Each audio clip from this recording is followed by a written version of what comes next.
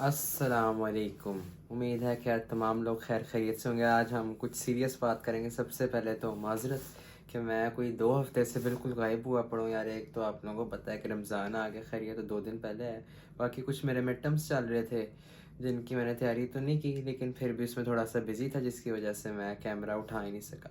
खैर आज एक बड़े सीरियस टॉपिक पे बात करेंगे जो कि कई लोगों के लिए एक मसला भी होता है, एक दुख भी होता है कि यार कैसे करें, क्या करें। तो मैं बताऊंगा कि यार मैं उस जर्नी पे चला हूँ। मैं आप लोगों को बताऊंगा कि आप किस तरह से अच्छे से इसमें एक्सेल कर सकते हैं। हाँ, मैं बात कर रहा हूँ आईएलटीएस एग्ज़ाम की। यार ये एक बहुत बड़ा भूत है जो मेरे सर पे भी सवार था और मेरा बिल्कुल भी दिल नहीं था कि इसको मैं करूँ। मेरा ज़रा भी दिल नहीं था, मुझे फोर्स किया गया था कि इसको करो करो करो।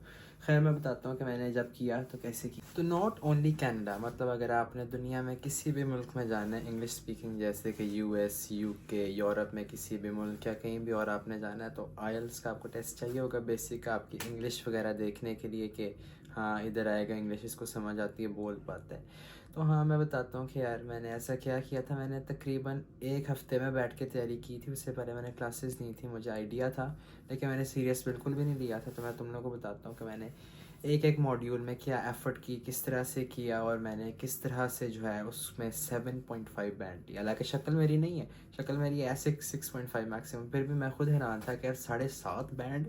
अच्छा सबसे पहले तो एक चीज़ क्लियर कर दूँ, अगर तो एक बंदा जो इंग्लिश से बिल्कुल ही पैदल है ना, वो नहीं कर सकता। इंग्लिश आपको आनी चाहिए। मेरी इंग्लिश ठीक थी, मतलब 8th क्लास तक मैं ग्रामर स्कूल में पढ़ा हूँ। उसके बाद मैंने मैट्रिक ओ लेवल्स किया, मेरी इंग्लिश 8th क्लास के लेवल की ही थी।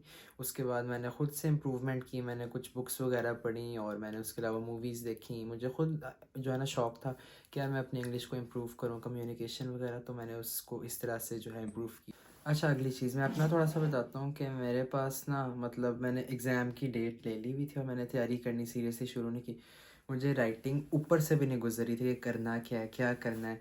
मेरे पास कुछ प्रैक्टिस के टेस्ट थे और मैंने उसके अलावा कुछ वीडियोस वगैरह देखी अपने फादर की कि इस तरह से जो है उसकी प्रैक्टिस करनी है। कुछ उन्होंने मुझे नोट्स वगैरह दिए थे, उसी को मैंने पढ़ा और मैंने उसी से प्रैक्टिस की। और मुझे पास जो है ना कुछ बुक्स थी, आइल्स एग्जामिनर्स, एसेज, इस तरह से कोई पता नहीं बुक्स थी जिनसे मैंने प्रैक्टिस की। और मेरा राइटिंग में था 6, मैंने 2 दफ़ा दिया था तो मेरा दूसरी दफ़ा 6.5 था। लेकिन राइटिंग को मैंने बिल्कुल भी फोकस नहीं किया, सीधा सीधा बताऊंगा। उसके अलावा बात करते हैं जी रीडिंग की। अच्छा रीडिंग में मैं जो हूँ पता नहीं 7.5 ले बैठा। और हालांकि मैं वो बंदा था जो रीडिंग की जब क्लास होती थी मेरे सर में शदीद वाला दर्द होता था। मुझे याद है मैं क्लास में जाता था तो मैं वहाँ से उठ के कैफ़े चले जाया करता था और मेरी बड़ी कुत्तों वाली होती थी गाड़ी पे आके कि आप रीडिंग की क्लास में आज फिर नहीं थे, क्या कर रहे हो, जाना है बाहर, नहीं जाना, ये वो। तो खैर रीडिंग जो है मेरे लिए मुश्किल था, मुझे पता ही नहीं चलता था आंसर्स ढूंढने कैसे। रीडिंग की मैंने प्रैक्टिस मैं आपको बताता हूँ किस तरह से की। रीडिंग मैंने जब शुरू किया ना तो मैंने उसमें मतलब डिफरेंट टिप्स हैं डिफरेंट लोगों के। मेरा ये टिप था कि मैं जो हूँ अच्छी तरह से पहले 4 से 5 पहले जो पैराग्राफ है ना, एक आप कह रहे हैं कि पार्ट 1 के 4 से 5 पैराग्राफ को मैं 1 मिनट में जो है स्किम रीड करता था। तो मुझे आइडिया हो जाता था इसमें बात क्या की है, किस बारे में बात कर रहा है। और मैं इंपॉर्टेंट जो उसमें पॉइंट्स थे ना मैं अंडरलाइन कर लिया करता था। उसके बाद मैं क्वेश्चंस पे जाता था जो मुझे लगता था कि सिंपल क्वेश्चंस हैं, मैं उन्हीं क्वेश्चंस को पढ़ता था। फिर मुझे लगता था हाँ इसका आंसर मैंने कहीं देखा है, इसका आंसर मैंने कहीं देखा है। फिर मैं क्वेश्चन आंसर को मैच करता था। तो तकरीबन आप लोग कह रहे हैं कि 4 से 5 मिनट में इस तरह से मैं पार्ट 1 के 3 से 4 क्वेश्चंस कर चुका होता था। तो मैंने ये चीज़ को एक अपना स्किल बनाया, इसमें मैंने काफ़ी प्रैक्टिस की। और मेरी कोशिश होती थी कि पार्ट 3 तक पहुंचने से पहले मेरे पास तकरीबन 25 से 30 मिनट हों। और मैंने दोनों दफ़ा अपने एग्ज़ाम में भी इसी तरह से किया। मैं अपने दोनों टीआरएफ भी लगा दूंगा। खैर पार्ट 1 को मैं तकरीबन 14 से 15 मिनट मैक्सिमम, अगर कोई हो ना कि यार एक सवाल बहुत मुश्किल लग रहा है, इसका आंसर नहीं मिल रहा, उसे छोड़ दो, उस क्वेश्चन पे टाइम अपना ज़ाया ना करो।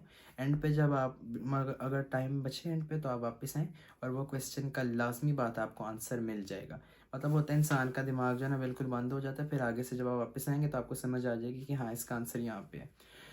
उसके अलावा पार्ट 2 भी इतना मुश्किल नहीं है, पार्ट 3 थोड़ा सा मुश्किल है। उसमें ये है कि आपने थोड़ा सा ध्यान से करना है और उसके आपने आंसर्स जो है ना अच्छी तरह देखने हैं। मतलब यही ट्रिक आपके काम आएगी कि आप पहले पैसेजेस 4 से 5 पढ़ें, अच्छी तरह उसको समझें।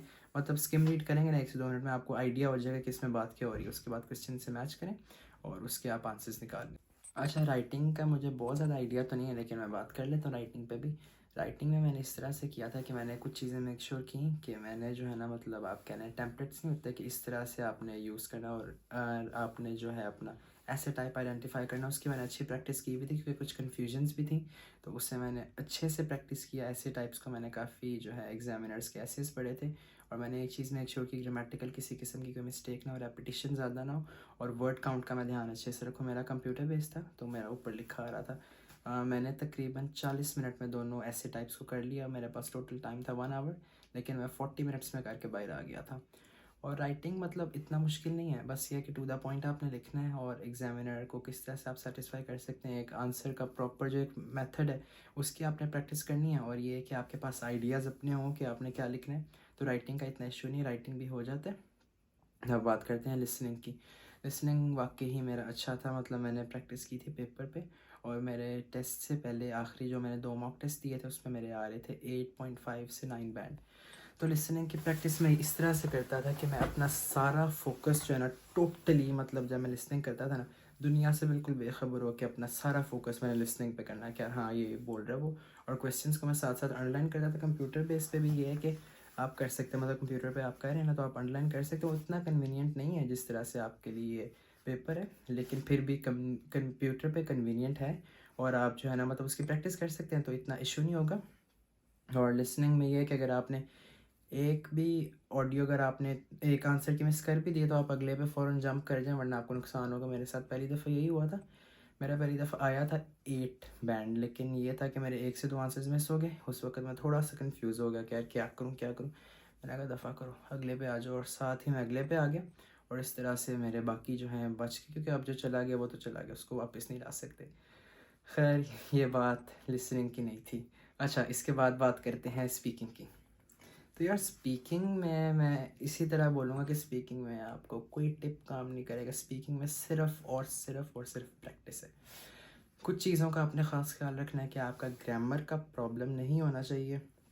उसके अलावा आपका जो है मतलब वोकैबलरी ठीक होनी चाहिए, आपको पता होना चाहिए आप बोल क्या रहे हैं, इंग्लिश आनी चाहिए। ये नहीं कि आपको इंग्लिश से बिल्कुल आप पैदल हैं फिर भी आप आइल्स नहीं हो सकता। तो स्पीकिंग के लिए आपको एक तो बेसिक आइडिया होना चाहिए, ग्रामर आप ठीक यूज़ करें। उसके अलावा जो है ओवरऑल आपको पता होना चाहिए सेंटेंस स्ट्रक्चर्स मैंने क्या यूज़ करने, कितने सेंटेंसेस मैंने बोलने, पार्ट 1 पार्ट 2 पार्ट 3, सारी प्रैक्टिस है। अब देखें इंग्लिश मुझे आती है, लेकिन अगर मैं बोलूँगा नहीं, प्रैक्टिस में नहीं होगा तो मैं उस तरह से प्रॉपर उसको बोल ही नहीं सकूँगा। मेरी ज़ुबान जो है लड़खड़ाएगी, मेरी ज़ुबान रुकेगी। तो ये है कि उसमें सिर्फ आपको प्रैक्टिस चाहिए और आपको एक अच्छा स्पीकिंग पार्टनर चाहिए जो अगर आपकी कोई मिस्टेक्स हैं उनको भी निकाल सकें।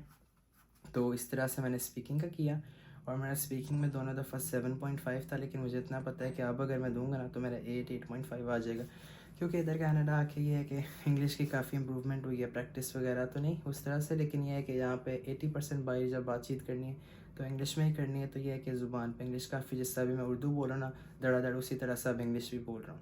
अब ओवरऑल बात करते हैं, मतलब मेरे पास सिर्फ 1 हफ़्ता था मेरे टेस्ट में और मैंने तैयारी इस तरह से की थी कि मैंने राइटिंग के कुछ सैम्पल आंसर्स पढ़े थे, उसकी मैंने प्रैक्टिस की थी, वो मैंने चेक करवाए थे। उसके अलावा मैंने स्पीकिंग के मैंने क्वेश्चन आंसर्स पढ़े थे सिर्फ, उसके अलावा प्रैक्टिस की हुई थी। लिसनिंग के मैंने 2 प्रैक्टिस टेस्ट किए थे, रीडिंग के मैंने 2 प्रैक्टिस टेस्ट किए थे। मैंने मतलब खुद को बहुत ज़्यादा बर्डन नहीं दिया, लेकिन यह कि मैंने प्रैक्टिस अच्छे से की। मैंने जितना किया मैंने दिल लगा के किया। मेरी मतलब ये नहीं था कि बस जान छुड़वा रहा हूँ। मुझे पता था कि यार ये फ्यूचर का सवाल है और अगर मेरा आइल्स ना सही हुआ, घर वालों ने मुझे किसी भी यूनिवर्सिटी में करवा देना और कहना चल पुत्र रहते ही पढ़ो, बाहर नहीं जाना तू। खैर मैंने इस तरह से प्रैक्टिस की थी। और बाकी यार मुश्किल कुछ भी नहीं है, ये है कि मेहनत मांगता है। मतलब जब तक आप एक चीज़ नहीं ना करते तब तक आपको वो करनी आती ही नहीं है। तो ये है कि एफर्ट करें और गोल्स होंगे, सबके ड्रीम्स होंगे बेशक, मतलब जो है ना बाद में उस तरह से वो टर्न आउट ना करें जिस तरह से आपने सोचा था, लेकिन फिर भी जब तक आप उसको अचीव नहीं करेंगे, जब तक आप उस मुकाम पे पहुंचेंगे नहीं ना, तो जो इंसान के अंदर एक कीड़ा होता है ना वो ठंडा नहीं होगा। तो ये है कि अपने आप को सेटिस्फाई करने के लिए जो आपका मकसद है ना, मतलब जो आपकी विश है उसको पूरा करना बहुत ज़रूरी है, चाहे बाद में वो आपके लिए प्रॉब्लम है क्यों ना बने। खैर यार, अगर आप लोगों को वीडियो अच्छी लगी तो वीडियो को लाइक करें, चैनल को सब्सक्राइब करें, अपना ख्याल रखिएगा। और हाँ, आखिरी बात ये बता दूं कि यार दिल लगा के करोगे ना तो सारा कुछ हो जाता है। मतलब मुश्किल कुछ नहीं होता, बस कुछ चीज़ें एफ़र्ट ज़्यादा मांगते हैं और कुछ चीज़ें जो है मिनिमम एफ़र्ट में हो जाती हैं। हम इंसान ही हैं कि बड़ी जल्दी घबरा जाते हैं। खैर अपना ख्याल रखिएगा, अल्लाह हाफिज़।